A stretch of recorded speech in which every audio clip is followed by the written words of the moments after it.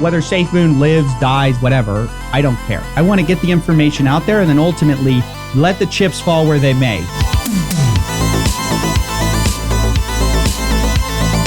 In the long run, these people, a lot of them will face consequences. But for now, there's no one to basically say anything, so I'll say something. I think people have a compulsive need to be heard, and they have a compulsive need to tell their side of the story. And I give them that. Even if people don't buy it, I will give you your chance to explain, what happened. I never wanted to abandon Coffee Break. Projects had started taking me so long on Coffee Break that I was getting burnt out creative. I really embrace pivoting. I think it's one of the most important parts of growth is to change what you do. I think you have to change. I think you have to adapt. And I think you should embrace that and be on the leading edge of it.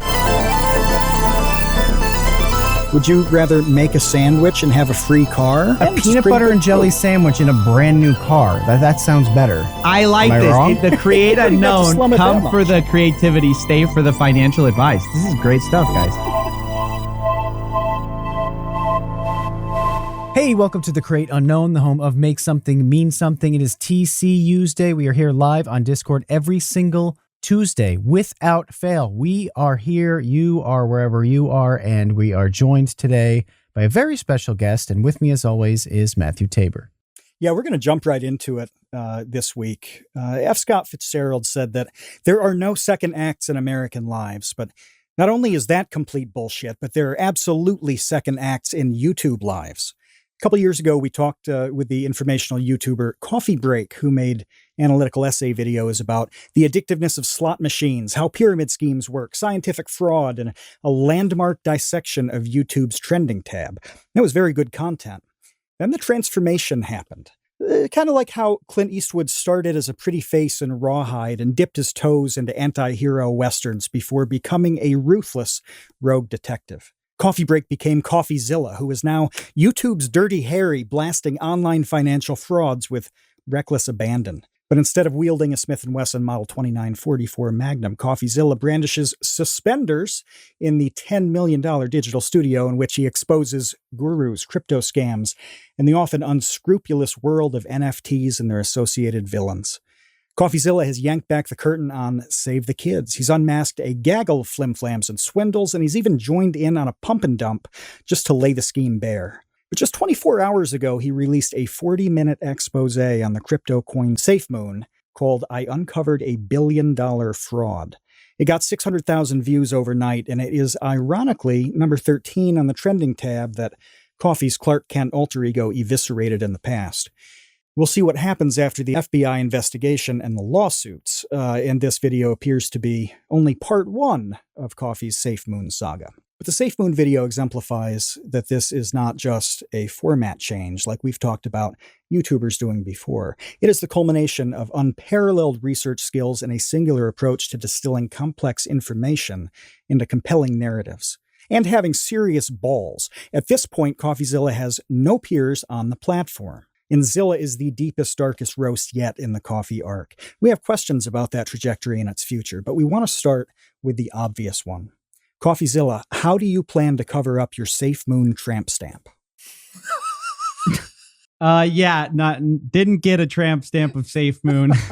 Not going to happen. Thank you for the beautiful intro. This interview kind of timed perfectly because it was right. We set it up, weeks ago. I thought I would be done with Safemoon a long time before that. Things just always take twice as long as you expect. So, this Safemoon story, to give you guys context, I think I made my first video on Safemoon 11 months ago. So I've been probably researching it somewhere around the range of 11 to maybe a month to like over a year, somewhere around there. It's just absolutely been insane. This is definitely a giant whale of a story because of how many people are invested in it, quite frankly. There are millions of holders of Safemoon, and it's kind of a unique community because their history is interesting because people have called them out in the past who themselves scammed people.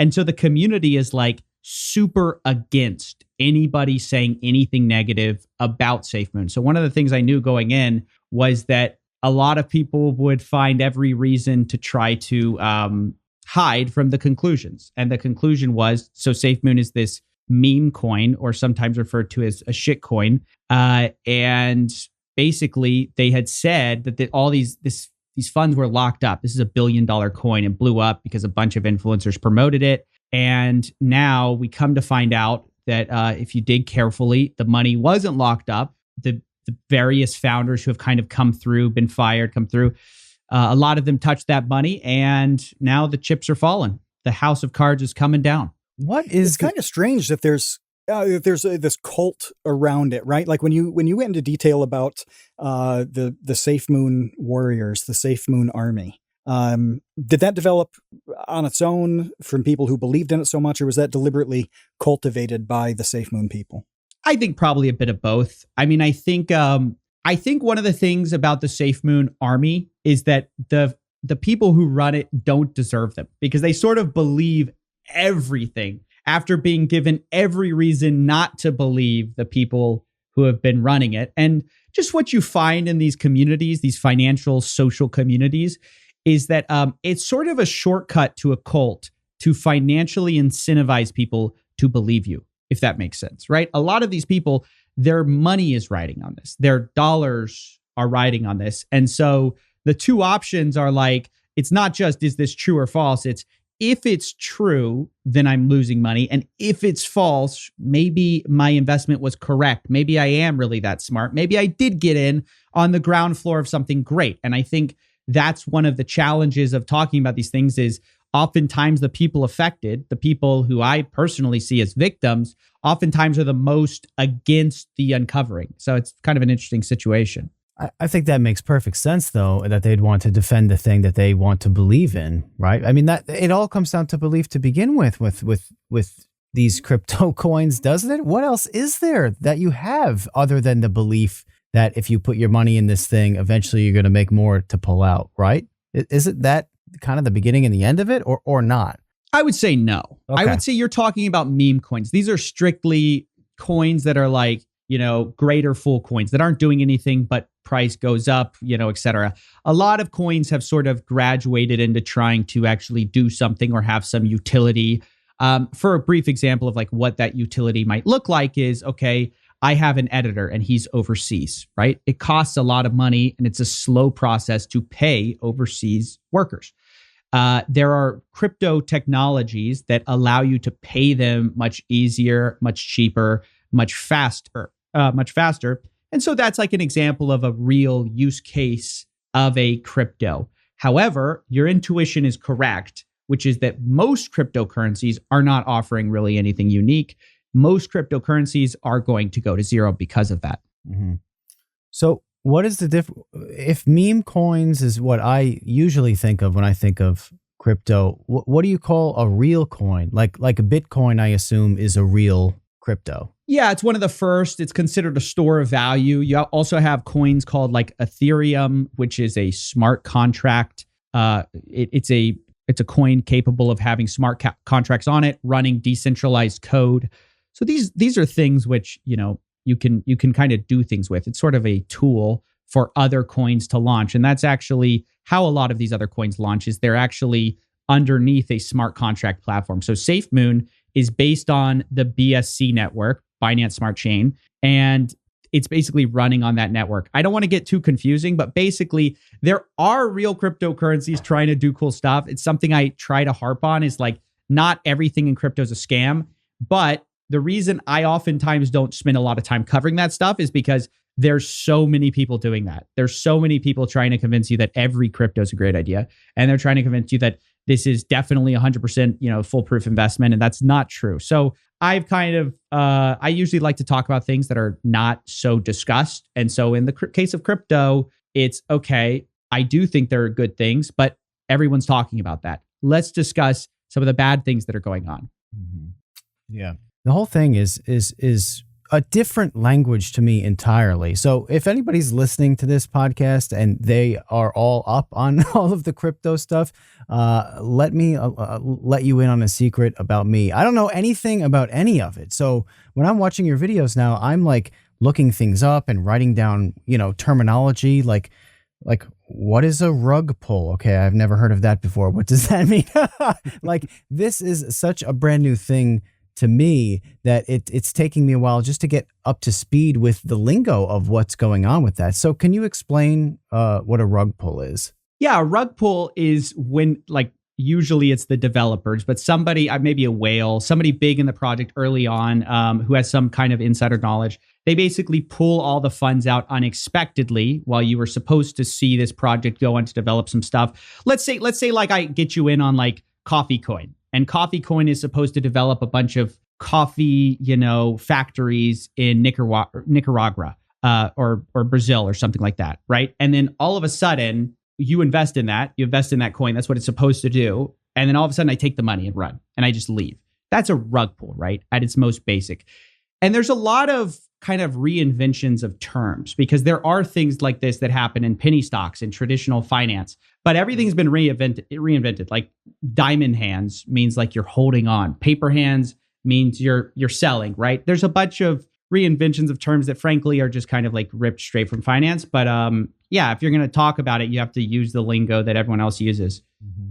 If it took you 11 months to fully process Safemoon, what hope does the average person who thinks, well, crypto sounds interesting and a good way to diversify, I'd like to do something smart with it. What hope do they have not to get boned?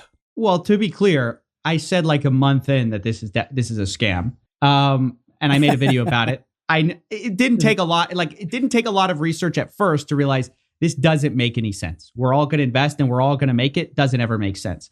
What it took a year to kind of figure out and uncover was all the various things that they had done. You have to understand, this is a coin that has promised everything from Gambian wind farms, saving the Gambia, which is a country in Africa, to creating their own blockchain, to creating their own crypto wallet. And so you kind of have to like follow this stuff as it happens and see what happened. You have to figure out who are all these wallets. Like there's, millions of people who hold it. So who are the big players? Who are those people? You have to unmask people. You have to talk to people.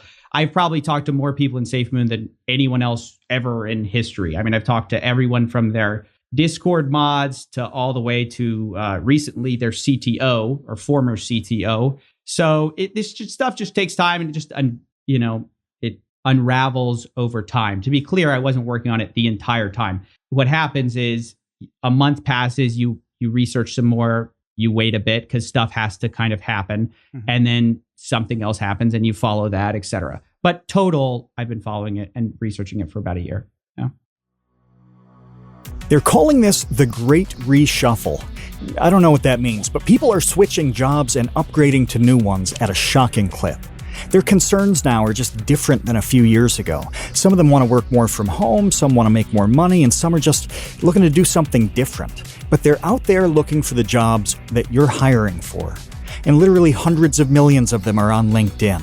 If LinkedIn were a country, it would be the third largest in the world behind China and India, and 100 million more than twice the United States. There's that many people there. Post a job, add the purple hiring frame to your profile so people know you're on the lookout, and start screening candidates with a series of quick questions. It really is that easy. LinkedIn Jobs helps you find the candidates you need to talk to, and faster. Every week, nearly 40 million active job seekers visit LinkedIn. Post your job for free at linkedin.com/create. That's linkedin.com/create to post your job for free. Terms and conditions apply. If you're hiring, the talent market is skewed in your favor to a tremendous degree, more so than ever. Don't blow this, because when everybody starts to settle down, talent is going to be a lot more difficult to come by. LinkedIn.com/create. But the video's out now. It has a ton of views. It's been about a day. What has been kind of like the reaction to it? Any big blowback? Anybody coming after you? Is anybody like knocking on your door that you don't want them to? What's it been like? No. I mean, the Safemoon army threatened to sue me a day before the piece came out, and they were like, the timeline's wrong. Right. The information is wrong. And I was kind of like, well, you haven't even seen the piece yet. But nothing too crazy has happened, really. I mean, look, here's the thing. People have said like, oh, the price fell after this. CoffeeZilla is trying to take down Safemoon. whether Safemoon lives, dies, whatever, I don't care. I want the information to be out there. That's what I see myself as. It's like, I want to get the information out there and then ultimately let the chips fall where they may, be it with law enforcement, with lawsuits, with the people deciding to buy or sell. As far as I'm concerned, it's kind of, you have to educate people and then people can make their own decisions based on what they want to do. I don't watch like any charts to see. I mean, there was a viral post on Reddit that was like, it's down X% after Coffee posted. But that stuff means nothing to me because it could be up tomorrow. It could be, to me, whether it's up or down, left or right, doesn't make it a fraud or not a fraud. What makes it a fraud or not a fraud is the objective facts about the thing. So a lot of people would point to like price and stuff like that. I don't care about that stuff. I think what ultimately matters is like people making educated decisions. And I just feel bad for these people. A lot of them are down like 90%. So even if they do sell, they're taking gigantic losses. And meanwhile, their founders are walking away basically millionaires. That was Dave Portnoy at the end of the video, right? Who said he put 40,000 in and was currently sitting at 2,000, something like that. Yeah. I mean, yeah, he should join the class action. Honestly, there's a class action against Safemoon. Maybe Dave Portnoy can jump in and say, hey, I lost some money on this too. No, it's absolutely insane. And just the thing is, and I'm sure we'll get to this, this was my fascination with crypto when I got into it, is it's sort of the holy grail of scams. Like early on in CoffeeZilla, I had a big piece go viral. It was about this student who had joined a get-rich-quick scheme and he had lost $26,000. That is tragic, right? He's a teacher. He doesn't have this money. And I want to do stories like that. And when you get into crypto, just the difference is they're the same people losing money, but it isn't $26,000. It's millions of dollars. And so when I found crypto, I was like, oh, this is so interesting. And nobody's talking about it. There's almost nobody doing investigative work into crypto on YouTube. And so I just kind of thought it was my opportunity to do something unique and something interesting. Mm-hmm.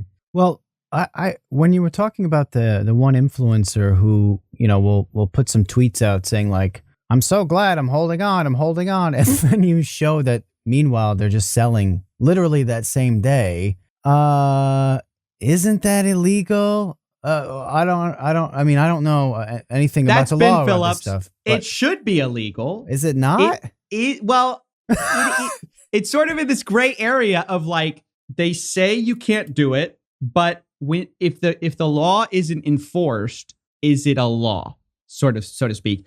And now to be clear, also he lives in the UK, so it's a little different, right? But there's this whole gray area around crypto, which is that when you promote crypto, are you promoting a regulated good? At the same time, there's also the thought that fraud is just fraud. And so in the case of Ben Phillips, I'll just fill the like listeners in because I don't expect them to have watched the video. This guy was saying like, I hope the guy who I hope that effing whale just gets hit by a bus the same day that he was selling all these tokens. So he was just publicly saying basically, oh, I'm supporting to the moon. I'm bullish. And then secretly he was just like, yeah, selling a bunch.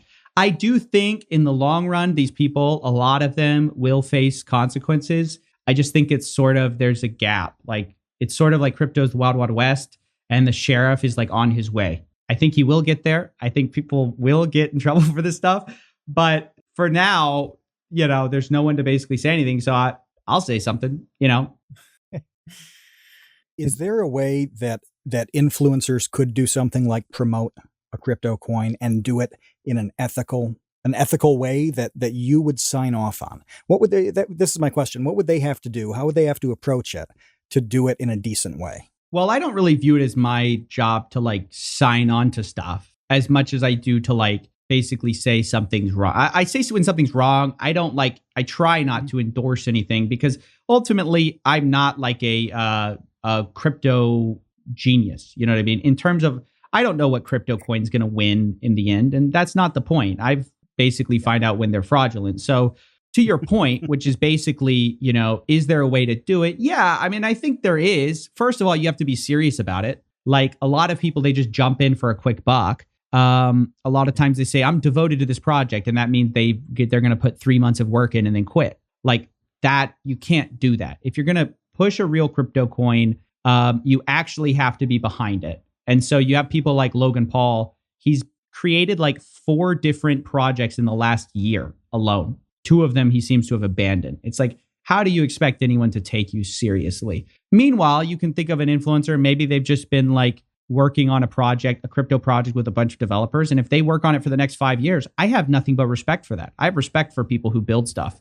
But that's not what a lot of people are doing. Oh, and then don't take the money and run. That's obvious. It's kind of obvious. Well, but that was going to be my question. Is how do you not incentivize or disincentivize somebody to take the money and run? Because I'm watching your video and I'm thinking like, okay, this makes sense that people they create this thing, they get a bunch of money, and then they figure out a way to just steal it, and they don't get in trouble. It's like the perfect crime. Why would this not just continue to happen over and over again? Well, yeah, exactly. That's right. That's why people need to come in and get arrested and face serious like time for this. But that's not, I can't control that. That's the problem though, is all the incentives are designed to like promote a thing, but not go through with it. The money you make, it's mostly from like pushing the hype. And then it's actually super hard to actually do a lot of the things people promise. And so they just give up and don't do it. I think in the long term, though, like there's going to be less and less money in cheap promises, and there's going to be more and more of an appetite for real results, if that makes sense. And I think, we're going to see that. It just takes time. Well, because I have a family member who went to jail because I wonder how much of I don't think it matters. I'll just tell the story. So I have a family member who went to jail because he was part of this scam where he was getting all of these investors' money in essentially a business that he didn't follow through with. So he said, yes, right. We're going to start this thing. It's going to be great. Give us your money. And then, over time, obviously the thing didn't materialize. Everybody sued him or whatever. And the other people running the thing, they went to prison. Like they went to jail for that. That was against the law. They literally were arrested and they went to prison for that thing. Meanwhile, like this Safemoon thing, I'm thinking, what is the difference here? Where it's like, hey, give us your money. We're going to build wind farms in Africa. It's like, okay, so we didn't do the wind farm thing, but we did take the money and now we are buying, Rolls Royces with it instead. It's like, okay. Yeah, I mean, that is ultimately the question, right? Like, I think people are going like, so I don't want to get like too in the weeds here, but basically I've talked to a lot of people about this. And essentially the problem comes down to all of this stuff has to get in front of a jury, and having to explain crypto is so much more difficult for the average like juror to understand that these cases are just like more difficult to bring. I talk about liquidity, just like you said, like how do you even keep up with the lingo? So a lot of times that's the problem more than it is like, I think even law enforcement gets the idea that, oh, this is a huge scam, we should go after this stuff. But I think they're trying to find out like, how do we do it in a way that is actually going to result in like convictions, because these people ultimately, we don't want them just going free. Like in the case, okay, let me bring up Jay Mazzini, because this is an influencer. He was big on Instagram. He did like collabs with 50 Cent. And he was known for doing these like giveaways, and he eventually did this Bitcoin scam. Now I reported on it and he went to jail. Oh, wow. Yeah, he went to jail. And we believe it's because of our reporting, because the people they listed in the DOJ complaint were like identical to the people we talked to. And we talked to them first. So this guy's in jail now because of our reporting, basically. And the reason for that, though, was that the way he did it was easy to like make a case. Like he basically was soliciting people, hey, give me, it was something like, give me Bitcoin, I'll send you money. And he like did everything. He called people and would show them his ID. Like, hey, this is me, this is my passport, etc. And he did it. He gave so much proof that in the end, it's so obvious that it was a fraud. Like he did in the most obvious way. It was like wire transfers, which if you don't know, wire fraud is like a huge way a lot of people get caught. If you ever want to commit a crime, never send a wire, just so you guys know. And so he eventually got caught. He's serving time. He's in jail for what he did, and it relates to crypto. But in that case, I just think it was an easier case. A lot of these cases, it's complicated. Are we going to show a jury a 40-minute video that took a guy a year to create? Like, it's just a little more complicated. Mm-hmm. Yeah. That's something that's popped up in your videos, Kevin. How many times has there been a spot where with court math stuff where it's like a judge will say the jury can't really process this probability that the state of New York says all ninth graders should know. They're like, this is too complex for it. And so I'm thinking about simple probabilities being tough for juries and contrasting that with a video I'm watching, which, by the way, I know a lot of people who are hardcore YouTube watchers watch things on 1.5, 2x speed. You can't do that with this Safemoon video. Don't do that. Slow it down, if anything, because you'll be listening to like, oh, here's a thing with a wallet with like, 48-digit code on it. And then next, for some reason, they're manufacturing wind turbines. The story is so twisted that it's hard to follow. So how do you take something like that and put it in a normal court and expect really everybody to get it and mete out justice properly? Right. And get past the like beyond a reasonable doubt, like standard. Right. Yeah. So ultimately, I think if these guys go down, it'll be more based on what they've said than what they actually did on the blockchain. I think now the people who have been involved in Safemoon have said a lot. I mean, I talked to Papa. That call is going to come out. Yeah. He says a lot. He said, I won't give it away, but he makes some pretty shocking like confessions basically and like in statements about Safemoon. And I'm just speculating here. I do think that probably will be played in court one day, like that call. I don't know, why he got on the call. I don't think he should have gotten on the call. I'm glad he did, but so I think that's how you do it. You just have to kind of do it the old fashioned way. You just have to talk to people and just like figure it out. Mm-hmm. Well, it's clear that there are victims involved, though. I mean, when you're showing people that have this Safemoon tattoo on them, I'm like, oh man, really? Like, really? A lot of them. Scary. Somebody would go to those lengths, but it shows you, how much that they want to believe in this thing to a degree that is kind of shocking, at least to me. It's not shocking. Think about it. We're all doing okay. There are a lot of people who aren't doing okay, and they're looking at the economy, and the economy sucks. They're looking at inflation. Whatever little savings they had is decreasing day by day, right? You've got massive unemployment. Things are bad, and people are looking for solutions, right? It's one thing for everyone to say, oh, it's a scam, but when you're desperate, you want to find something to believe in. And so it's attractive to buy a coin and just hold it to the moon, right? That's your retirement. That you don't believe in your 401k. You don't believe in the US to do it. You think the American empire is crumbling. Maybe this new crypto thing is where it's at, right? You missed out on Bitcoin. You missed out on Ethereum. Maybe Safemoon truly, ironically, will be your safety net. I don't find that hard to believe at all. I just feel bad for the people. Mm-hmm. Yeah.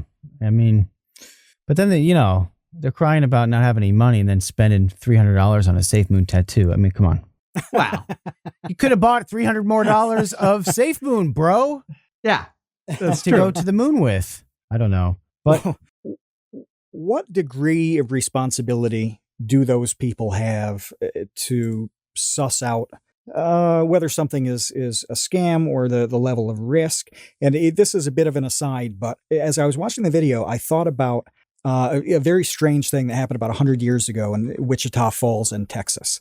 Investors threw money at a guy to build a skyscraper, and it was supposed to be 480 feet high, and he built it, and it was 480 inches high, and he'd put inches on the blueprints. This is the crazy part, is he'd used the inch symbol instead of the foot symbol. Those people never caught it, and he delivered on his promise. And they really had no legal recourse because he, again, did what the contract said. Well, they didn't read carefully enough. It was on them, and they blew it. To what degree are the people who get destroyed by a shitcoin responsible for their victimhood? Yeah, I think that's a great question. And I wrestle with this because on the one hand, I talk a lot about the scams, and I very infrequently talk about the victims of the scams, like needing to basically, just do better, guys. Because I don't think that's very productive. To answer your question, I think it's like 100% responsibility, 100% responsibility. On the one hand, you could have done your due diligence and figured this thing out. On the other hand, that doesn't change the maliciousness and the wrongdoing of somebody going and doing that to you, right? So both of those things, I think, can be true at the same time. And I just don't think it's very productive in terms of like stopping scams to go yell at some victims, right? They already lost money. They've already suffered the consequences of their actions. How about the consequences for the people who commit the crime, right? Who actually take the money? They need consequences too. So, I mean, I think it's a relevant question, but ultimately, I think focusing too much on like, do better, guys, is not helpful. And then also, you never know to the extent at which like desperation put blinders on them, right? Like, let's say I have terminal cancer and somebody comes to me with some huckster cure and says, this is going to save your life, da, da, da. I'll pay him whatever he wants. And I'm not going to read it too carefully, right? Because I'm desperate. And so I think, it's always impossible to tell. Like, it's easy to sit from a perch where maybe you're comfortable and be like, I don't know how these people fell for this obvious scam. And, but you're not in that person's actual shoes. So, Wow. I think that's important to remember too, as people do watch this video, because it is easy to look at it from the outside and think, this is kind of crazy. It just all of these things add up in such a strange way. How could these people not see this coming? But that's not reality at all. It's not the reality of the people who got into it and threw some money at it and got involved with the community. That's just not how it works. They have a different perspective than somebody like me who is not in tune with much about crypto, let alone all the inner workings of Safemoon. I'm watching this video. I'm like, oh, that's nuts. That's crazy. Well, that's a different perspective. Yeah. And it's easy to be like that. Well, and there are so many examples. It doesn't have to be in crypto where things work out this way. Who was the woman with the blood test thing? Theranos. Yeah. So I mean that's another example. But the thing is like to a certain degree, almost any idea is kind of fake it till you make it in a lot of ways. Like the thing almost isn't what it's supposed to be until, eventually it is. And along the way, you need believers and supporters, and you have to continually work on the thing. But the problem is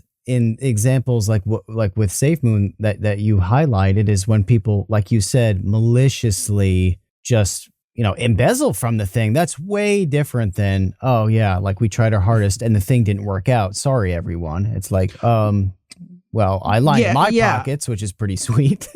Right. And there's one more caveat here too, which is that fake it till you make it means like you show the vision, you give people an idea of what you're shooting for, right?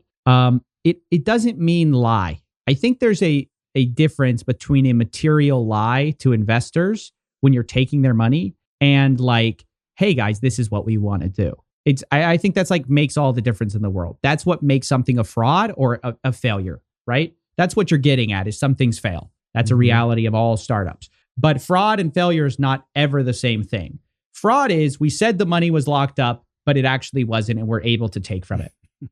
A failure is we said the money was locked up, but not enough people were interested. And so it just didn't work out and you lost money. That's what a failure is. And so I feel like there's a big difference between it. And people like Theranos, the reason they're in trouble with investors is not because they didn't ever create what they said they wanted to create. It's because they lied about it all the way down. Mm-hmm. Yeah, deliberate deception seems to be the theme on this. And if I had to guess, when you were talking about what can law enforcement do, what can the courts do, they're probably going to have to reduce these issues to you promised X, you delivered Y, or you didn't deliver on X. And keeping it that simple is probably the only way that you can say this was fraudulent, this was unethical, this is against the law. Anything more complicated than that, I just don't know how you'd really prove it in a clear way. Mm-hmm. Yeah, you're exact. I mean, yeah, boiling it down to its essential is the only thing to do. A lot of times people will get lost in sort of the sauce of,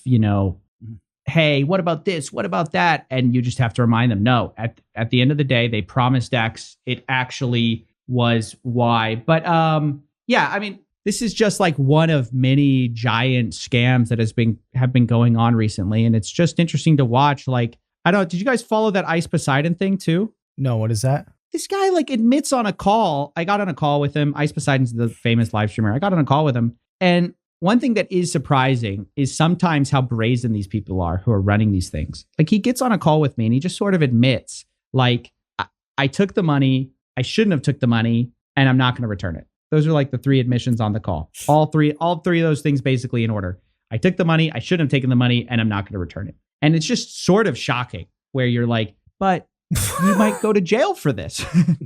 And they just don't care. So I don't know. Listen, I would say, guys, if you want to commit a scam, get in while you can. Okay, that's what this it sounds crypto like. stuff. It's not long for this world, but hey, yeah. What are we waiting for? Man, we are wasting our time being good people. Like, we could be raking it in right now without consequence.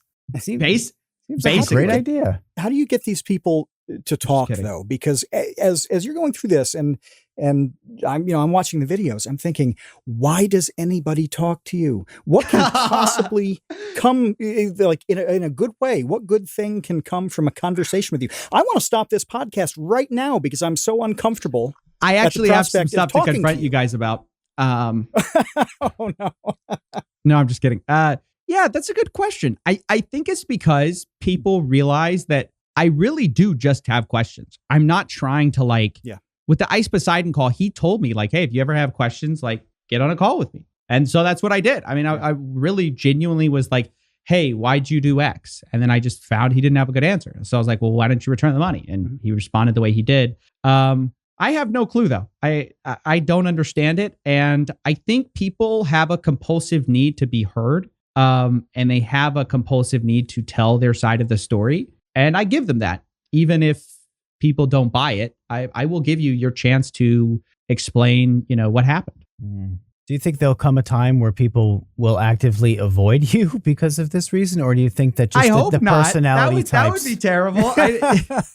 It's the end of the channel. No, Walking but up to people, they're just like, run away. No. There's something to that, though, that perhaps the types of personalities who get involved in this will always seek the attention from whomever it is and however. I mean, if you're going to go out of your way to just admit to doing crime, then I guess you're not too concerned with how you come across. They've all gotten burned, though. Like when you're talking to some of the people in the Safemoon video, a lot of these people internally were burned in some way. They were deceived, all of that. And like the fact that they've been wronged, I mean, that really struck me. Is like, of course these people are talking because they themselves have been victimized in a way. And that's got to be like, as long as somebody is being defrauded and misled and mistreated in some way, a percentage of them are going to want to talk about that. That's a great point too. Like this guy, John Caroni, who is the CEO of Safemoon and has been for a very long time, he kind of has a really bad reputation among his colleagues, and a lot of them he fired or they quit, and he said he fired them. He was just really nasty. He threatened to ruin a bunch of their lives. So that I do believe it also plays in. I think that's a great point, Tabor, which is that, sometimes it's just revenge. It's like, 2 people start something together, one screws over the other person, the other one's like, well, I'm not going to let you get away with it. I'll burn this whole ship down if I have to. Mm-hmm. Yeah. It seems like that's always going to happen as long as these things exist. I just feel like you're going to have an endless amount of content here in this whole space, really until if and when regulators step in and really start kind of cracking down eventually. Do you think that that's on the horizon or no? I think it's on the horizon. I think people will pivot, do a new scam. But yeah, I've always viewed this project as having sort of a shelf life, and I don't mind that. Like I actually really enjoy pivoting. I think of like 5 new ideas for me to do every week. So actually being freed up to go, like whenever a lot of this stuff kind of goes by the wayside, that's fine. I have a bunch of projects that I really want to do, and I'd be kind of excited by the prospect if the CoffeeZilla universe ever winds down. Mm-hmm. Well, I mean, that's what CoffeeZilla is. So that's the next thing I'd like to ask you is the coffee break to CoffeeZilla. If you do create another project, is it like Coffee Kong? What comes next? I don't know what's up with the coffee thing. I don't know. I was just making the channels. I don't know what to tell you. Yeah, it's But why'd you abandon Coffee Break, which had hundreds of thousands of subs, and do CoffeeZilla rather than I just wasn't ever evolving the intending channel? to abandon transition it. This is the crazy thing. It's Okay. interesting. Yeah. I never wanted to abandon Coffee Break. I always was like, oh, I'll just keep doing this while I do this. Basically, projects had started taking me so long on Coffee Break that I was getting burnt out creatively. I was like, I just need a place where I can just like basically shit post and do whatever. So I started CoffeeZilla, and at first, I actually started it as an interview show, and then I pivoted to something else, and I tried a bunch of stuff, and just it was just always about having fun. And then I was having so much fun there that I was like, man, this is so creatively liberating that I don't have to like produce, this whole thing over the course of a month. I can just produce a video in a day or in a week or whatever. And so pretty soon I was just having way more fun doing that. And I was like, I just kind of inadvertently stopped. It was never the plan, but it just sort of happened that way. And there was so much resonance with people once I started covering the scam stuff where like it really mattered to people. And that's fulfilling to me. Outside of like the views and anything else like that, like how much some of this work means to the victims has been like really rewarding. And I think it just sort of took my attention away. I've never closed the door on returning to Coffee Break one day, but I don't know what form that would be because I've committed so much to the virtual production, to the whole like universe behind this stuff, the robot bartender, all that. I don't know what I would do. Put down your can of Hyper Hydro Monster and your Crimson Berry White Claw. It's time to rethink the beverages in your life. We drink a tremendous amount of tea, working on videos, recording the podcast, but we don't drink normie NPC tea. We drink cultured and refined anime tea from the Dragon's Treasure. They've got a gunpowder green tea called Space Cowboy. If you've listened to this podcast before, you know why Kevin likes it. And I used to chew gunpowder green tea leaves when I played baseball in the 90s. I love the stuff. Dragonwell Z, Samurai Chai Plu, black teas, herbals. The Dragon's Treasure describes itself as a haven for anime and tea lovers for a reason. They've even got a tea called Uwu. It's got apple bits and cocoa nibs. It's crazy. I bought the 60 tea sampler pack as soon as I could. I wanted to try everything. It's that good. And when you order from the Dragon's Treasure using the code CREATE, you'll get 10% off your order. That's 10% off using the code CREATE at thedragonstreasure.com. The link's in the description. Look, find me another place that sells Russian caravan tea with a name like, and then everything changed when the Fire Nation attacked. You can't. Thedragonstreasure.com, 10% off when you enter the code CREATE at checkout. The link's in the description below. Get brewing, Space Cowboys. By the way, I have a real quick question about that bar. The list of drinks that's in the back, where did you come up with those? Because it seemed like the bottom two were jazz themed. Yeah, those are a bunch of like inside. And Monk. Yeah, those were a bunch of Blue Monk. Those are a bunch of inside references to a bunch of stuff I like.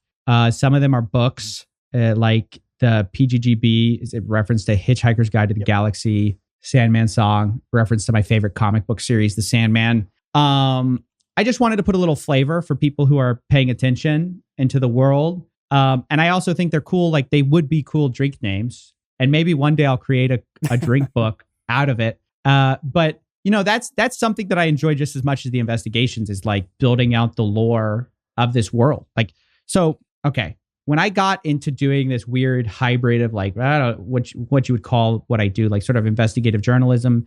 One thing I was struck by other people who do it, especially in corporate media, is that they oftentimes have sets that don't match the stories they do. So they have sets where they're beautiful and they're perfect, polished. They themselves are perfect. They have shiny fake teeth and they have beautiful windswept hair and they have, all this stuff on. I didn't find that like that compelling. I was like, I don't believe this story is taking place there. Like, this is not a world where somebody can be defrauded. You look gorgeous. You're a millionaire. You're fine. How could anything bad happen in this world? And I felt like something I wanted to do with CoffeeZilla is kind of get a little grungy. Like that's the whole point of like the $10 million studio. It's like this kind of grungy detective studio. It's like, to me, it kind of speaks to it's a layer. It's like it almost is speaking about the type of work that I do. And I always found that really important. And it's something that matters to me. And so that's why I kind of like build out the lore and stuff, is because I want you to be a part of the grungy world where I feel like these stories are happening in, and kind of, hyperbolize it a bit because we don't live in a cyberpunk dystopia, but CoffeeZilla does. I like that though. It is a little Blade Runner, a little mixed with Chinatown. It's like Humphrey Bogart in 2077. I don't know. But I think it's very, very cool. But I would love to hear, because, one of the main points of this podcast is to give advice to creators, people who, are in a rut or are burned out or starting a channel, want to start a new channel, don't like the content that they're making, whatever it is. And I think that your story is very interesting. It's very unique. It's very different than really anybody else we've had on the show, the way that you have evolved. We've been joking about you, man, the last couple of weeks about how you have evolved like a Pokemon from Coffee Break to CoffeeZilla.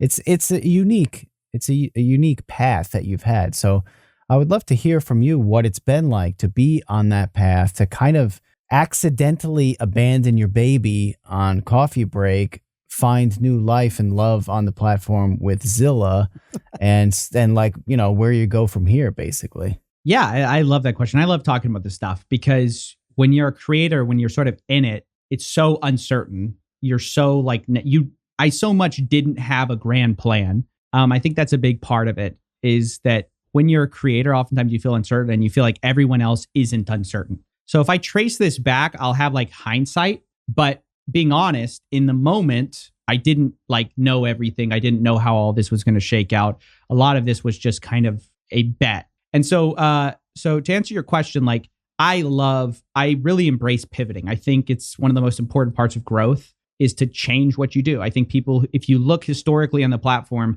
the people who have been doing the same thing for the last 10 years are irrelevant. I think you have to change. I think you have to adapt. And I think you should embrace that and be on the bleeding edge of it. And so specifically with CoffeeZilla, I started to really embrace this virtual production side, which I think is the future of a lot of media. And I don't think a lot of people have found that out yet. So I was doing these stories. To be clear, I was doing stories and I wasn't in the $10 million studio. I was in a bedroom with kind of a crappy assembled set behind me. And I was watching a few people. I was watching people like Dr. Disrespect, who had done a lot of virtual work.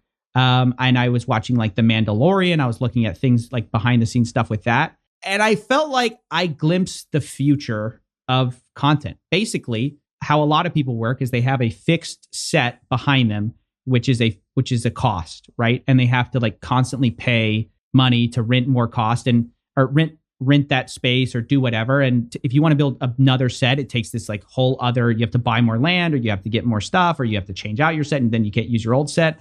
And I just realized as we're seeing this change where computer generated graphics are getting cheaper and cheaper, while physical sets are remaining a fixed cost, and realism with CGI and stuff is getting better and better and better.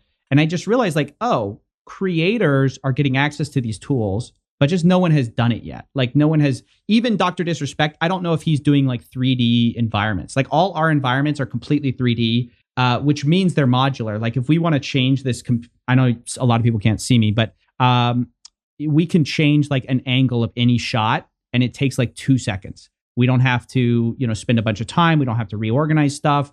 If we want to add Christmas lights, we don't have to buy Christmas lights. We just put them up in the scene. If we want to go back to an old scene we visited, we don't have to redress a set. It's literally a click of a button.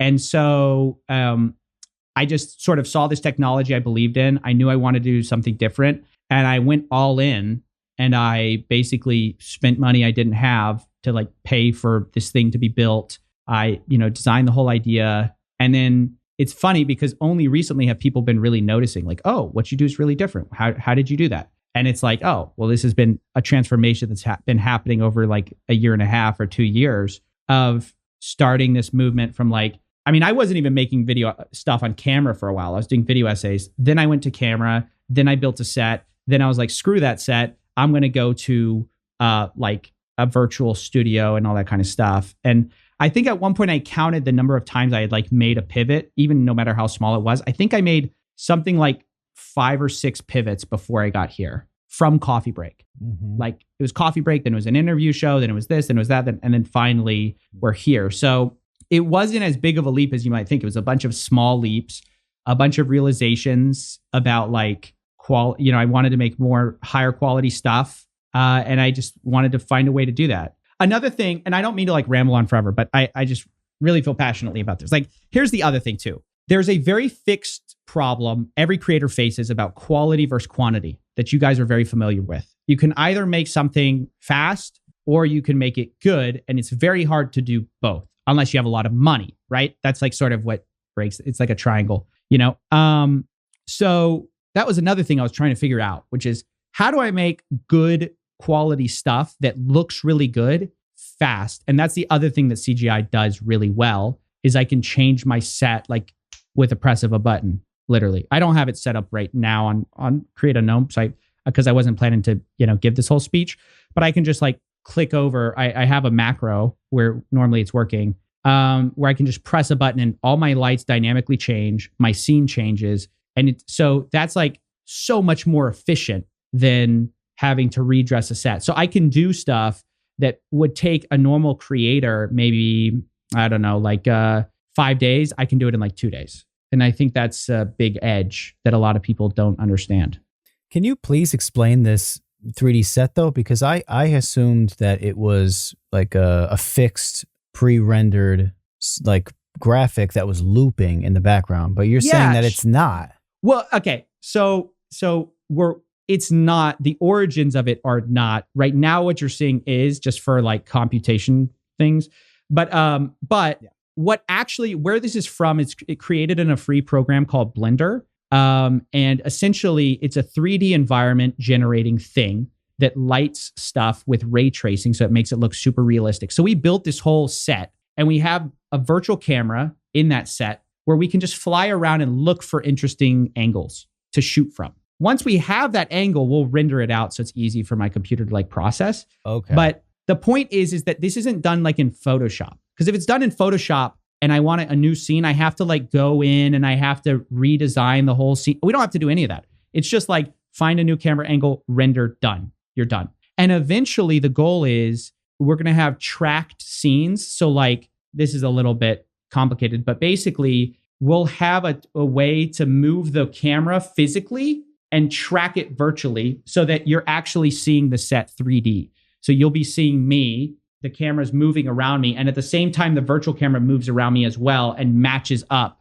with that, which is kind of mind-blowing. And so it like gives this sense that you're really there. Really, like there's so much cool tech, and Hollywood has figured this out like a long time ago, but like most YouTubers just don't know about it. I've seen it before because the YouTube space years ago had a virtual set that was like that, but I figured it was really expensive to do that. That's why I'm like, how are you doing this? Well, it's gotten cheaper. That's what I'm telling you. The costs have gotten cheaper. While I mean, it is $10 million, 100%, but the costs have gotten cheaper. It probably was $50 million, last week or something. Mm-hmm. And it's basically got, and it looks better. It just like looks better than it ever did. And it's going to continue looking better. Meanwhile, a lot of people are like, you can go the Mr. Beast way and you can build a warehouse that costs like, I think he literally spent $10 million on a warehouse, which is ironic. And so he has a fixed number of sets he can put in there. For the Squid Game video? No, I think he just owns the land now. I think he built it just so he can like run his stuff.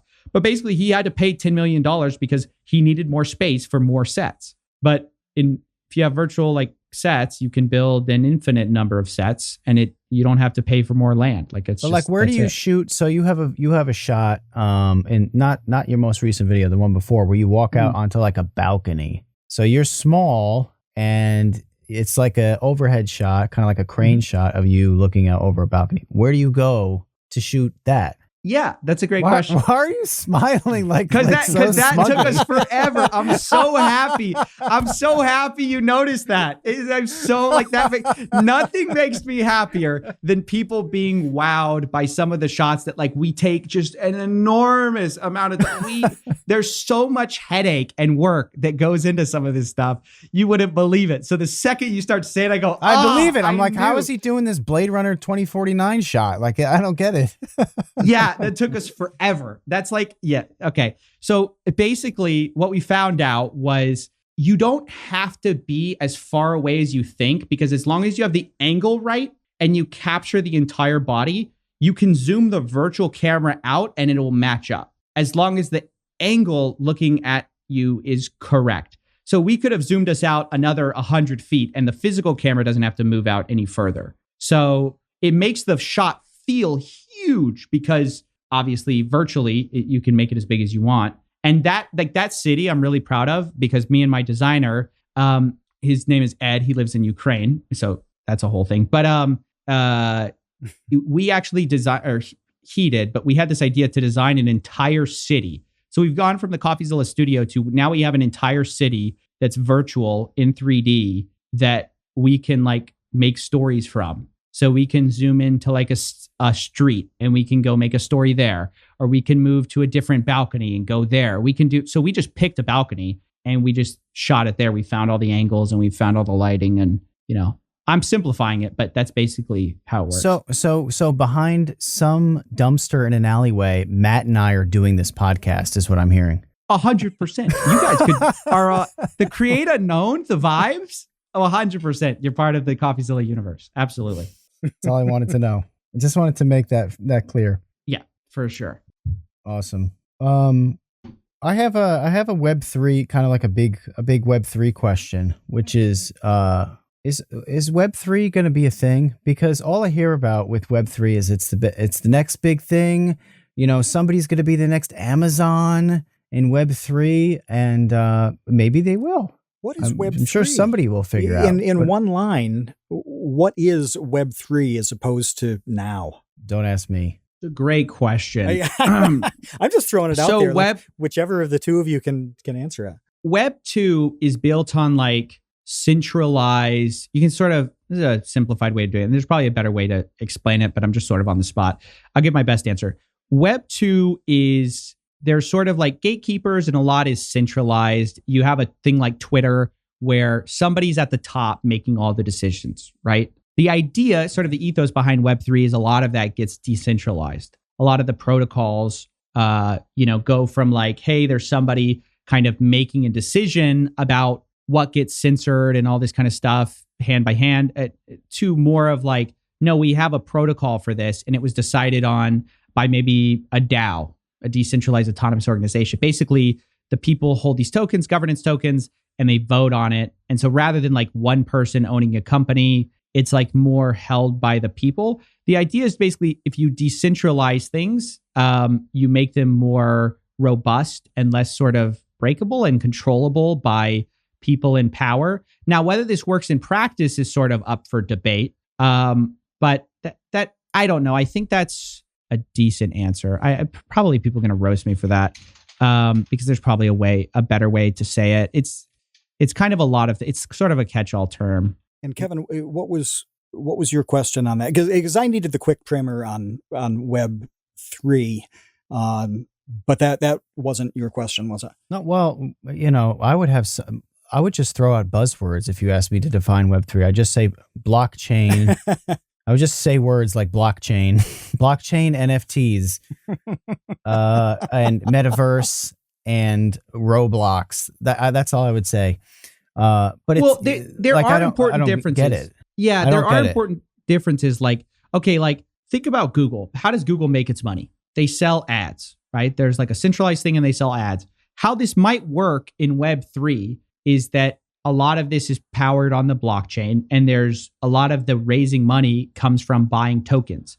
It's like token-based economics versus whatever traditional type of economics you have, which might be like paying for ads. So in this case, you might pay a small fraction of a cent per search to fund what you do, rather than an ad-based economy. I think actually Brave kind of works this way. I know they have their own token and they're a browser. So there are people sort of trying to do this way of you raise money through selling tokens, which is sort of like selling stocks, but not. Sometimes not, because sometimes they have like actual utility outside of just owning the thing. But that's a short answer of like how it works. Like you see things like the Yuga Labs, which owns Bored Apes, and now they own CryptoPunks. And where did they get all their money? It was mostly from selling like things on the blockchain. So they don't really need to raise traditional funding, although they did, because a lot of their funding comes from like people buying the stuff and then those people also are incentivized to like make more money on it. It's kind of a weird thing, but does that make sense? Like it's both a different way of thinking about how to structure things, centralization versus decentralization, and it's a different way to fund things, tokenomics versus like, traditional ad-based thing, or like whatever other business model, selling skins, Fortnite skins, whatever. We want to help you make something and mean something. And we say that phrase all the time because when you're making something and you know it means something, even if it's just to you, that's when you feel pretty good about what you're creating. The support for the Create Unknown in recent weeks has been incredible. Animators, artists, musicians, YouTubers, aspiring filmmakers, comedians, it is crazy how talented everybody in this community is. Consider joining the Create Unknown Patreon. Every dollar that comes through goes straight into the podcast and its community. That means more highlights videos. It means a big Minecraft project that's on the way. And eventually we'd like to manufacture custom piss bottles so you never have to leave your battle station. And being a patron unlocks participation in all of our live recordings. You've seen the roster of guests we've had. Having access to their minds is a unique opportunity. You can go to patreon.com/thecreateunknown or click the link that's in the description. Every little bit helps, and your support means absolutely everything to us. Patreon.com/thecreateunknown, links in the description. We appreciate you, Space Cowboys. Yeah, I don't know. I mean, it definitely sounds interesting, but it's all seems so speculative to me at this point. But I could see somebody figuring out in such a way that, but how are you going to get normal people to adopt these things? Like, what breaks through to the normies on this stuff? I have no clue. Yeah, and a lot of the people who have jumped in are mostly betting on the future. Or betting on people finding ways to answer this question, sort of. You're right. Most of the people who are like really into NFTs, for example, are people who are rich already, or people who kind of are venture capitalists. People like all the phase people are really into NFTs. A lot of the guys, a lot of the influencers like Jake Paul, Logan Paul. I don't know if that's relatable to the average person. Like, the average person can't buy a CryptoPunk. The average person can't do a lot of that stuff that has like confers that status, or a lot of people don't have excess like money like that. So I don't know. I think it's a great question, and I guess we're figuring it out. Yeah. I was saying that to Matt earlier today. It seems like, well, at least where we're at now, this is early days. Who knows where we'll be at 5 years from now? But at least where we're at now, from my totally outsider, like admittedly ignorant vantage point, that's what I see is like dudes with a whole bunch of money with no idea what to do with it, just throwing it around at crap for fun. And they win some over here and then they lose some over here. But for the most part, aside from, obviously there are people like you mentioned earlier who are in desperate positions and are really hoping to kind of make it by getting rich off of something. Like that's a different thing. But from what I see, for most part, online, the social influencers who are doing this, it's like, and the people who are really pounding the drum on it that are in my circles, that's the category that I see them falling into. It's just like, okay, you have so much AdSense money from your YouTube videos over the last however many years. And now you see this as a thing to do with it because you already have the cars that you want and the sneaker collection that you want. So now you're going to collect bored apes, I guess. Yeah. And there is a cynical, like almost parody way you can look at crypto where it's just all a scam. I just don't find that like super compelling because I think when you look at like money, like if you look at just traditional finance, let's just take like Visa, right? Visa takes huge fees. You may not see it, but they take huge fees. It's costly to use Visa if you're like a store owner, right? And you're taking credit cards. A lot of times, I think there's like a 3% transaction. And it's not as fast as you might think. And the way I always see things is everything is about cheaper, faster, right? Most things. And it's also a bonus if it's decentralized too, right? Like if it can have more security, if you can't, like, aren't you tired of people getting locked out of their ability to fundraise? Aren't you tired of people getting kicked off Twitter or whatever, or something like that, like for some bogus reason? Like a lot of people crave decentralization. That's a big battle cry. And then a lot of people crave like cheaper, faster. And I think there are things in crypto which do at least have the promise of that. And then you look at the alternative and it's like, okay, you have people like Visa taking like huge amounts. Could we make that cheaper, better? But also the US dollar. Like we just reached record high inflation. And you have to ask yourself, is there a better system? I'm not going to tell you guys what that better system is. I don't know. But that is the pitch TCU of a lot coin. of crypto. TCU coin. We're launching not TCU right coin. That's the pitch of crypto is like, hey, maybe we can design something that's better than the like, faster than the dollar, or maybe a little better. Doesn't suffer the inflation of the dollar. So I see, this is what happens with me, dude. If you go anti-crypto, I'll tell you the positive side. But there's definitely huge scams going on. But I always push back when people go, "Oh, the whole thing's a scam." I don't think that's true. I'm not anti-crypto. I'm not anti at all. I am a confused observer. Which is my stance on pretty much everything. Is just a confused observer.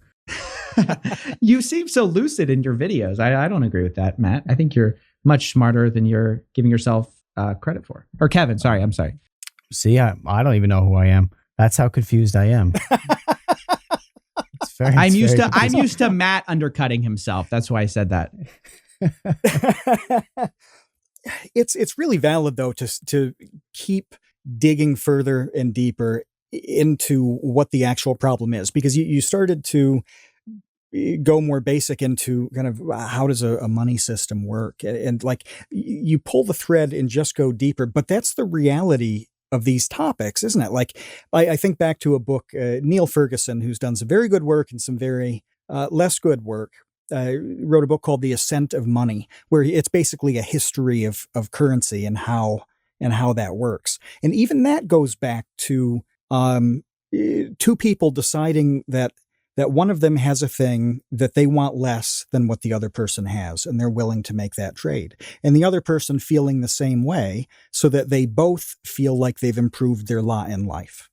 Do you need to really get to the basics to understand why crypto matters, or whether you should get involved in it, or can you just assume that it's good and jump in, or assume that it's bad and stay away? I think the average person should be not putting a ton of their net worth into crypto for a few reasons. One, it's the entire technology is speculative.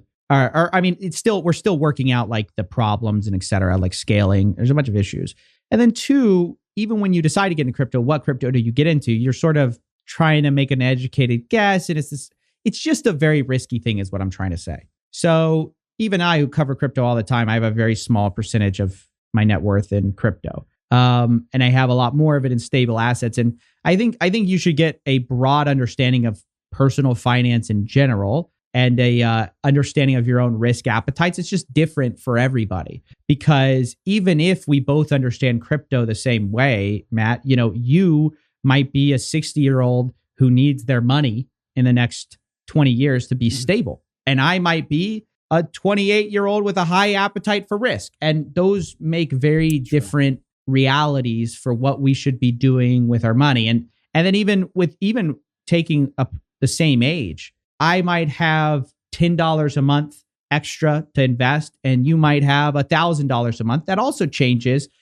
what maybe we might want to do with it, right? You might be able to save up for a house. I might not be able to. I might need to look for other ways to invest. So I think people reach for like easy answers with this stuff because it is compelling. Obviously, I want an easy one size fits all, so I don't have to think. But obviously, that's never how like life works. Well, I know one thing people could do to have a little extra spending money to throw into Bitcoin every week, and that's stop eating out 5 days a week. I just read that earlier today. Was freaking out about what was it was like the average. Well, this is in America. The average person in America a year, 250 eats meals out. Yeah, 250 meals a year, 5 days a week. How much do you guys eat out? Lunch. How much do you guys eat out? Never, ever. No, like, and when I say never, I mean never.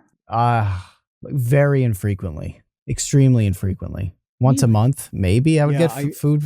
I'll go to That's about right for me too. Once a month, and it's you always guys are something that either you're lowballing it or you guys are the exception, because I don't eat out I eat most of my meals in my house, but like eating 5 times a week is like your one meal per day. Maybe you go grab like I don't know, a burger or something. I'd say 5 days a week, maybe 4. I would say like 4 to 6. It probably depends on what's going on in my life at the time. Like while the Safemoon stuff was happening, I was eating out a lot because I just had no time to prepare stuff. I'm surprised you guys don't think like you think that's surprising. I think most people like it's just you come home from a long day, you don't want to work, you don't want to cook. Like I think a lot of people feel that way. You don't want to have money? Fine, that's cool. You're right. It's not a financial. Listen, Dave Ramsey. Okay,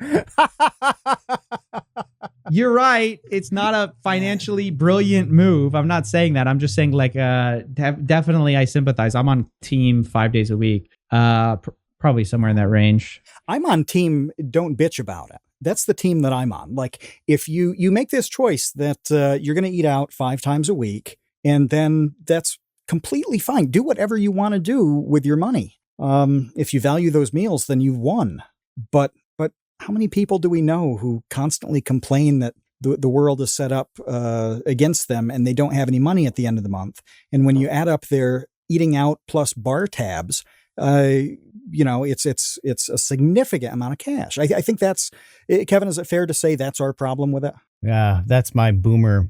Yeah, it's the complaining. It's fine. It's I don't care what you want to do if you're happy with it, and you're living your life. Like spend all the money that you have. That's freaking awesome, and have a great time. What do you guys spend your extra money on? Okay, purple lighting. I mean, what are y'all doing? Investing. Fair enough. Tell me what else. Tell me like what is paid off my mortgage. This is just early. My own. I own my own house. I paid that off early. Really? By the way, congratulations. Are valuable. So what? No. But I guess what I'm getting at is what's your like biggest guilty pleasure? Like I'll tell you what mine is. I love cameras. I like buying tech, just tech in general. I usually do it for YouTube because I can justify it really easily. But like I just love tech. That's my guilty pleasure. What's y'all's like? Money wise, you're like, okay, I'll give myself this, treat myself. I'll buy video games. That's pretty much it. But I mean, they're not like super expensive. I usually wait for them to be on sale. Kevin's going to end up his life. He's going to have millions of dollars, never spent it. That's good, man. Just die in my Scrooge McDuck vault. That's great. How many conversations, Kevin, have we had that's like, if we ever made money, what would we actually do with it? Like there are a couple things that I'd like to do. I'd like to have a stone wall that's higher than I could probably build manually. That would cost me a little bit of money, especially given the length of the property I'd put that wall on. Once that stone wall is built, like what am I going to do with any money? Your one I don't life really know. Choice is to build like a mini castle. I mean, what is going on here? Yeah, I mean that's a sweet goal, man. Have you never met Tabor before? I'm saying, have you ever met a trebuchet before? It's a trebuchet. Yeah. I've always wondered how much like a drawbridge with a moat would cost, like a functional moat, because you could like dig a moat, but you need that water to be moving and just grow. Now that we're on this conversation, I just can't believe what a waste of money fast food is compared to exactly compared to a moat. It's nuts. Really? Like that's a crazy trade-off. That's a crazy trade-off. No, but seriously, like the trade-off Matt mentioned earlier when we were talking about this, because we were just being boomers about the 5 days a week eating out thing, is a car payment. It's like you could buy a brand new car. Again, not to go like Dave Ramsey on this because he always talks about cars, right? But you could pay off your car instead of having that like $20 lunch every day. Yeah, the $300-400 a month is a car payment on a new model decent car. So it's like, I don't know, would you rather make a sandwich and have a free car, or would you rather walk around and whatever? Like, no, I'll take the car and you the can sandwich. eat a peanut butter and jelly sandwich in a brand new car. That sounds better. I like this. Wrong? The create unknown, come for the creativity, stay for the financial advice. This is great stuff, guys. I like this. This is good. This is what other, I might eat out less. I'm going to go fix myself a PB&J after this, guys. Exactly. Yeah. Food economics is one of the focuses of the Discord. It seems like it. Frequent discussions of food related economics by the day. Yeah. Yeah. You could eat Grubhub on your bicycle, or you can eat a PB&J in your brand new car. Like those are your options. And if you want to eat, Grubhub on your bicycle, then do it. But don't complain that you can't afford a car. That's all. That's the point. Yes. You can't have both unless, you do have both. And then this is not a conversation that's applicable to you at all. And you probably do have both if you, embezzled it from Safemoon or something like that. You can have all the Grubhub and cars that you want. I know that we have questions from our patrons, so we should probably get to those. We do have a bunch of them. We're going to revisit a couple of things that we talked about earlier on. I'm trying to choose where we start here. Actually, the first one is from Kino Corner, which, by the way, Kino had 2 videos pop, hit 100K.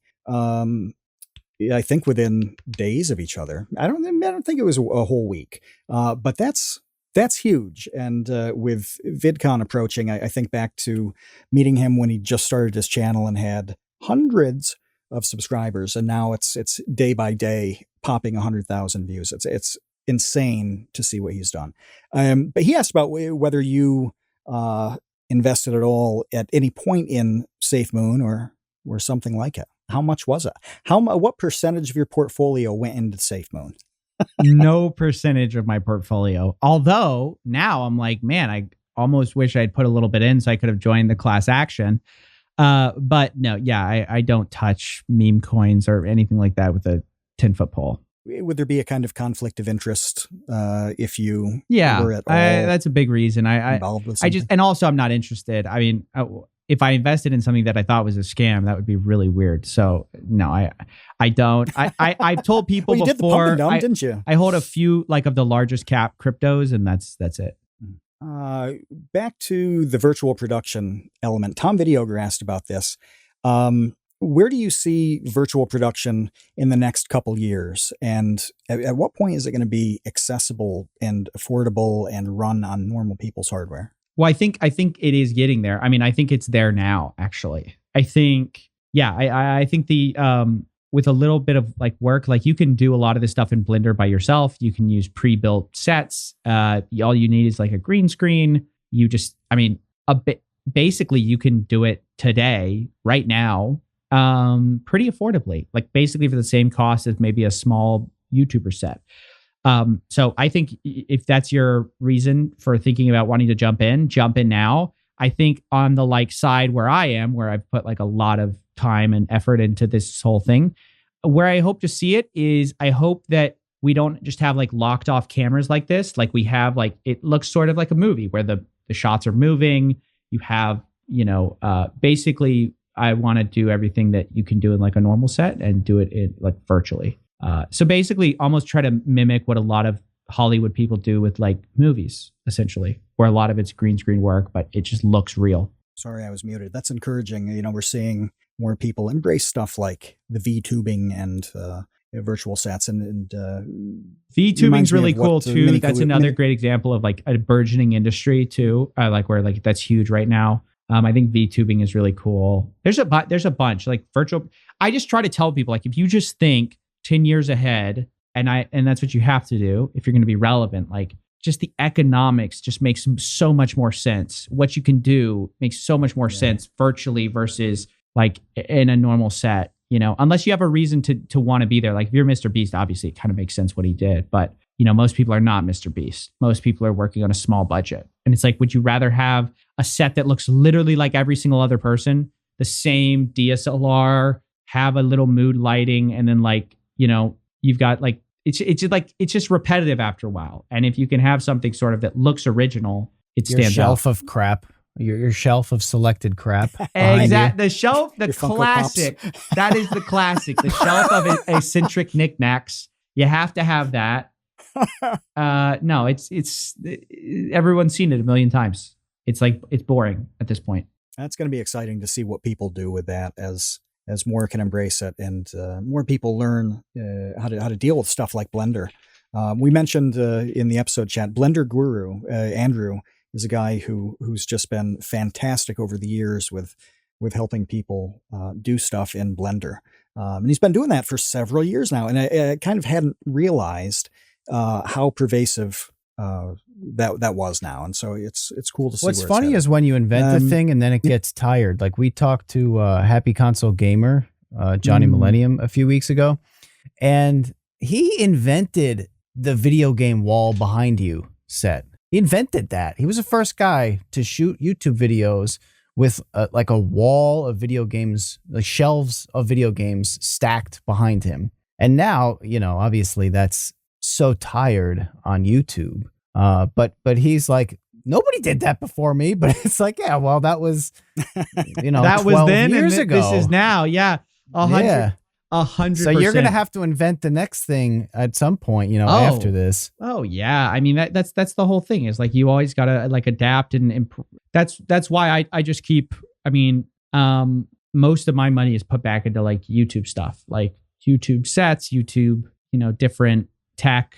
I got a bunch of stuff in the works right now. I can't even talk about like everything. That's what my channel's always been about, is kind of, investing in just like doing stuff better, faster, etc. I think a big shout out to another person that's kind of doing this too. I forgot to mention earlier, Mini Kudos. I think you guys might know him, or maybe. Oh yeah, yes. Yeah, we know him. Yeah, Mini Kudos. He's doing some of that stuff in Unreal Engine too. He's doing some cool stuff. So there are other people doing it too. I didn't want to make it sound like I'm the first or anything like that. I had huge inspirations, and there are other people doing cool stuff too. But I definitely want to be on the like leading edge of it. Pushing the space like forward. I think like the example of that rooftop scene, I think we pushed the space a bit forward with that, and we'll continue to do so. I'm glad that you mentioned Mini Kudos, because it was cool to get glimpses of him putting that together over time. And it's really unique. And Kevin bringing up the video game wall, is there anything that is less distinguishable now, like less memorable than that shelf of knickknacks or the video game wall? Like, no, but we all remembered Kudos doing something really unique.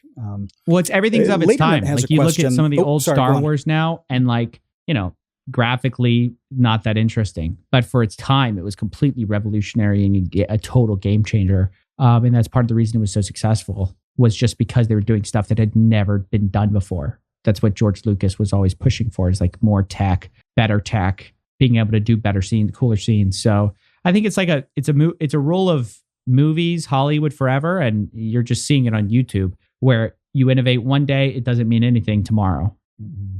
Well, Laterman has a question about the name, and we played with this a little bit, but I think we need a clear answer on it. You mentioned a while ago, the first round, Coffee Break was, number one, it's just plain a good name. But you also were making videos that you could watch as you had a cup of coffee. I mean, it made a lot of sense. Where does CoffeeZilla come from? How did you get to the Zilla? Oh, okay. So this has it's kind of I don't know if it's a dumb answer. One of my favorite one of my favorite movies growing up was Iron Giant. And there's a scene in that movie where he goes, I don't know if you can handle that. This is like espresso, it's like CoffeeZilla. And me and my brother used to like quote that, like always just like joke about that scene or whatever. And we love that movie. And so it was sort of like CoffeeZilla was a departure from what Coffee Break was. It's going to be a little more condensed, more like espresso. And so I was like, oh, CoffeeZilla, like surely people are going to get this 20-year-old reference. No. And it's just kind of become its own like thing. So, and for a while, like my avatar was a screen grab from that movie, from Hogarth Hughes. That's a deep cut. That's a deep cut for people born in the 90s. Everybody else is like, who cares, man? So we're talking to Sean Malone, who does Out of Frame. We're talking to him next week. In one of his early videos, it was like a 20-minute deep dive into Iron Giant. I'd never heard of it before I saw his video. So it's funny. You set up the Iron Giant fans this week for Sean to hit the ball off the tee next week. Something interesting? Iron Giant itself there's a deep cut reference that most people are never going to get. It was one of the first animated movies to blend 2D and 3D. The Giant in Iron Giant was a 3D thing, and the 2D thing was Hogarth Hughes and the whole world. And in a way, like that's a lot of what I'm doing, is like blending, trying to get 3D stuff into like a 2D video frame. So that's going a little deep, but there you go. It's a much more descriptive answer than I thought. I thought you were going to be like, I don't know. It sounded cool. Well, Like I didn't half set it up coffee this way, break, though. That's half my Godzilla. point. It just happened to like work out. I didn't have a grand plan. That's what I told you earlier. Is I had no grand plan, but it worked out. Jelksy says that you have the best setup on YouTube. I agree with that.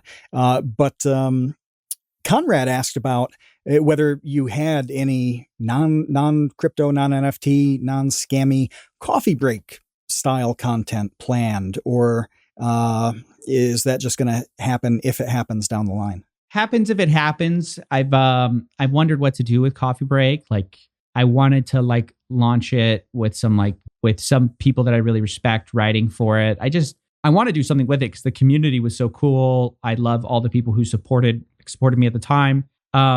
So I don't know. I just kind of don't have time right now. And it's something that I want to just revisit in the future if I can. I have a lot of love for it. It's just sort of this kind of baby that kind of got, neglected, unfortunately. Orphaned. Yeah. It's going to be feral. One day, maybe. I don't know. I hope I'm able to do it again one day. I love the spirit of what that like stood for. We're going to switch back to crypto for a little bit. W Quiz asked if you visited the Safemoon r/place territory. No. r/place. No, I have never. I didn't follow any of that. I know it's huge. Everybody talked about it. I wasn't following r/place. Yeah, that's the Reddit.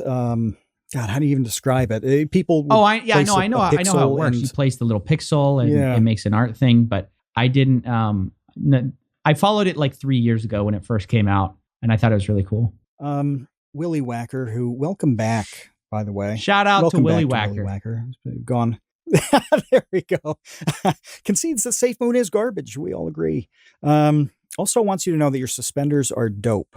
But he wants to know what your number one pro is about the crypto space. If there's one good big thing that's going to come from all things crypto, what's that going to be? I think decentralization. I think what will push adoption is cheaper, faster for the mainstream audience. But I think the Trojan horse of crypto is decentralization. I think it's people underestimate how much their lives are being gate-kept and pushed by algorithms you can't see, you don't have access to, you can't control. And the promise of crypto is sort of like giving power back to the people. Now, is this sort of like the open source movement where everyone thought the web would be completely open source and then like in Windows and all these people push proprietary software. And now it's not like one person is one, but the internet is largely proprietary. I don't know. Like you do see decentralized movements getting captured by, they just end up becoming centralized one way or the other. Power has a way of doing that.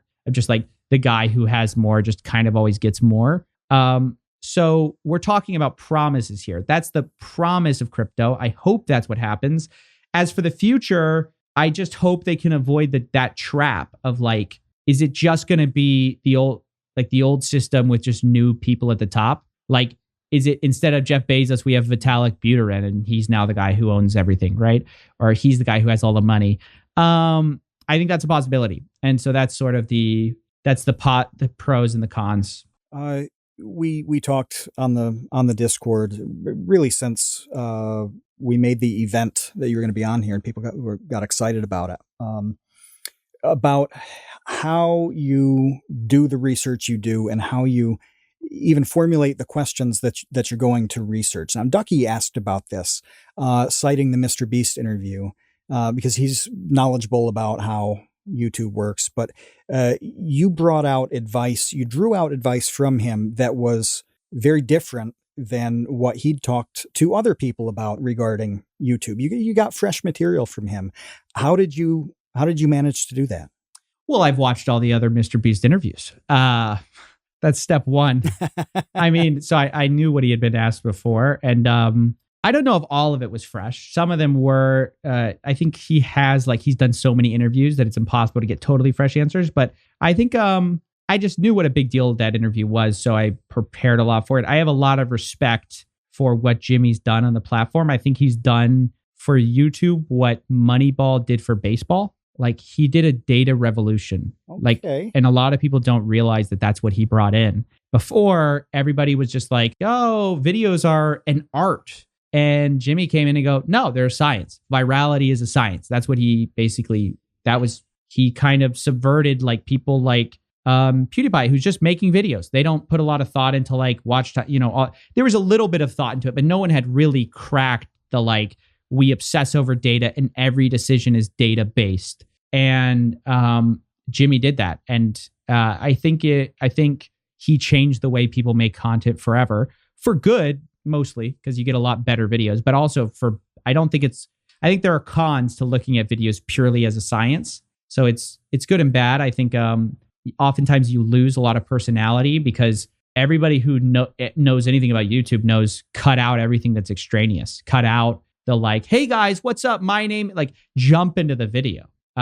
Stop wasting my time. So that's good for the viewer in some ways, but there's good things that come from not making everything a science. So it's good and bad, but like I said, just the amount, what he's done for the platform and how much he's changed it. I think a lot of people aren't going to figure out for another 3 to 5 years to just see pre Mr. Beast YouTube and like after he just totally took over. It's just crazy to me. Yeah, I wonder about whether he would be able to replicate that success as cleanly as it seems, because I do think about all the World Series that the Oakland Athletics have won since the Moneyball era, because that adds up to 0. And I do wonder about his ability to apply that science in a way that's not just improving a thing, but really truly driving it. I suppose we'll see. I think if I could bet on Mr. Beast, if I could invest in Mr. Beast, I would. I think he could. I think, I do think that there's some, I get the premise of what you're saying, which is that this is a revolutionary idea, but is it as game breaking as it is novel? Uh-huh. I don't know. I think, whether or not it's him that does it, I think like what he found out does matter. Science and data has permeated sports after like that Moneyball thing happened. People, recruiters still matter, scouts still matter, but the amount of people looking at data now is way, way larger, right? And so what he did was point out something that everyone was missing, which is that this isn't 100% some, art. This is a science. And I think Mr. Beast did the same thing. Well, we're going to swing back to Safemoon at the end. Well, not Safemoon specifically. It's really about your last 36 videos. Do you have legal resources queued up in case of retaliation from a guru who you've raked over the coals, or the Safemoon army, or anybody in between? Yeah, I do. I shout out to Meet Kevin, who's a YouTuber who lost a bunch of money in a lawsuit and then told me, hey, you should probably get some like liability insurance.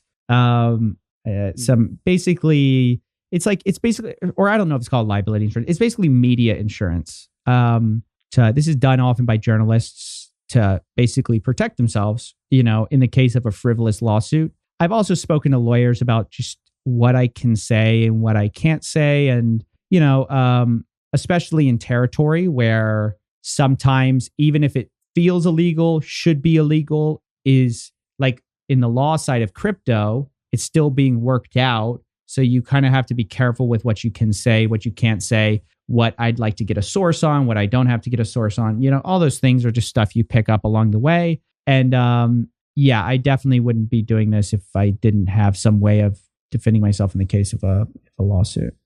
It sounds kind of like medical malpractice insurance for journalists. Basically, that's the first thing that I thought of, because that's obviously something that doctors need to have. Yeah, and not because they're necessarily doing malpractice, but actually because sometimes people will sue you for no reason to try to get a quick buck, and so or try to basically, they feel like they've been wrong and they're going to go after you even if you've done nothing wrong. So, absolutely a must for people who are talking about like important things and saying things that other people don't want you to say. Absolutely important. Yeah. Well, everything that you're doing right now is very cool. It's very interesting. It's very it's hot. It's scorching hot. You are just like the sun of YouTube right now. Everybody is excited about what you're doing. And you're well respected for it too right now, because I've seen in communities that aren't like YouTube communities very excited for the new CoffeeZilla to drop, and the people that that you're amazing, you're going after, and the investigations and everything. And having known you all this time, it's been very interesting to see your journey to this point, for sure. And it's clear that you did it through the types of advice that we always try to give, which is to iterate and try new things and pivot. And if that you're bored with a thing, then stop doing it. Do the next thing that you're excited about. And if you're passionate about it, eventually, and you keep improving it, eventually people will start to take notice. So, congrats on the recent success. Congrats on the success of the latest $1 billion fraud video. And ultimately, I just want to say, stay safe. Please do not get, doxxed or sued or, anything worse than that. We care about your safety. That will. Yes. Yeah, we can't handle. I appreciate all the kind words and everything. Yeah, I'll be safe. And thanks for what you guys do. I always enjoy listening to the creative advice of everybody. So it's kind of surreal being on here again. But no, I really appreciate you guys having me on. Awesome. Again. This is the first time. This is the first time with YouTuber CoffeeZilla. Okay, yes, fine. We the second time. That. We'd love to have you back again, though, for a second time. Or just talk to Coffee Kong in 2025. Coffee Kong. Everybody check out CoffeeZilla. Check out I Uncovered a $1 billion fraud. If you haven't checked out CoffeeZilla's videos in general, well, I'm kind of sorry, because now you're sucked into that rabbit hole. But it's a fun rabbit hole and an informative rabbit hole to be trapped in. So go check it out. Thanks to everybody for joining us this TCU's Day. We'll be back next Tuesday. Also, Discord people, stick around for a major Minecraft announcement. That's right. Exclusive to you. Yeah. Speaking of things that, we've been doing behind the scenes that we can't talk about, we're going to start talking about this Minecraft thing with the Create Unknown. So stick around for that. If you want to join us next week for Sean Malone from Fee and Out of Frame, we'll be here Tuesday, 6 p.m. Eastern. If you want to support the Create Unknown, just go to patreon.com/the Create Unknown. We'll see you next week, and the week after that, we'll see you, Space Cowboys. Thanks for listening to The Create Unknown. We make this show with the support of our patrons. 100% goes directly to keeping episodes going every week, and we've been shocked by all the new support this year. The world's ending and I'm late for work. Gib Tom, Sid Poke, Demetrius, Atrocious Guff. You guys really do make this show happen. Thank you to the Tots and Dumpster crew, old and new, who save tiny little lives every month. And thank you to our grizzled, battle-hardened child infantry. Jen Mefasanti, Kevin Menard, Mikhail Steinke, Risebread, Sean Malone, Ryan, Kamikaze, Maria, Marco Sheep, Tom Videogre, Jeltsies, and Dan the Latch. And a tremendous shout out to our elite baby gang commanders, Linus and Trevstead, Boromir, Bot Dogs, Chinchilla, Isaac, Conrad, James, Andrew, Jeff Davis, Patrick Pister, Baseweight, Monahim, Dojangles, and Zero. You really are the elite. Thank you as well to our indentured servants, producer-editor Ben Webster, Discord savior Latterman, and producer emeritus Dan Yoshua. And thanks to Baseweight for the use of Created in the Unknown for the opening theme, and to Electro Voice for giving us mics to sound good on top of it. The Create Unknown is an Unknown Media production in partnership with Studio 71.